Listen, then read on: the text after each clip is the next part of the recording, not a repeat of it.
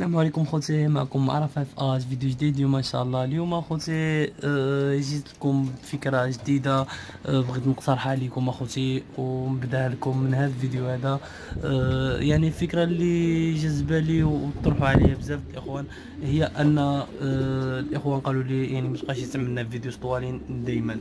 بدل يعني بقات نعمل فيديوز قصارين، حيت كاينه بزاف الاخوان يعني ما كيقدرش يتفرج فيديو كامل. كاين اللي كتكون ما كيكونش عند كونيكسيون، كل واحد والظروف ديالو. عليا قررت اخوتي نبقى نحطكم تقريبا اما كل نهار او لا كل يومين على حسب اخوتي. ما نوعدكمش بشي حاجه اللي ما نقدرش نكون عن العهد ديالي، يعني حيت انا عندي كما كتعرفوا الخدمه وهذاك بزاف الحوايج. المهم ان شاء الله غيكون في كل فيديو غنبقى ننزل لكم في هاد الفتره اللي قلت لكم، يعني يكون شي فيديو فيه شي 4 دقائق من تحت، يعني ما يكونش من فوق. كل فيديو يكون فيه معلومه اخوتي على الحمام.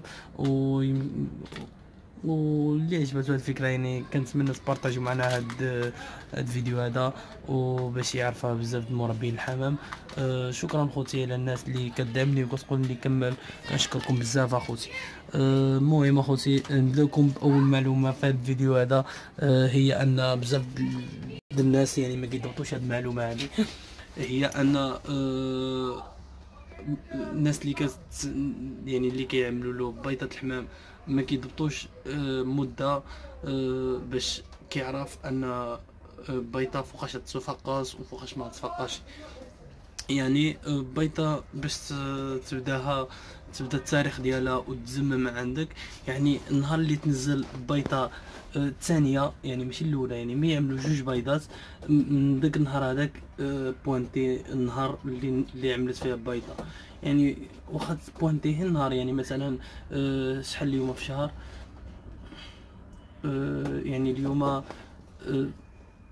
اليوم دابا يعني قول اليوم 28 في الشهر. يعني اليوم 28 في الشهر مثلا نزلت لك بيضة، يعني خصك نهار 28 تعمل 28 في الشهر تبوانتيه، ومن داك النهار كتحسب حتى النهار اللي تفقس. يعني مثلا من داك النهار هذا كتبقى تحسب الحمامة حتى كدوز مدة 20 يوم عاد كتفقس بيضة. يعني هذا الماكسيمون، حيت كاينه كما قلت لكم هاد الزغاليل هادو ديال الخنيسي فقسوا لي الاولى فقست على 18 والثانيه فقست على عفوا الاولى تفقست على 17 والثانيه تفقست على 18 يوم.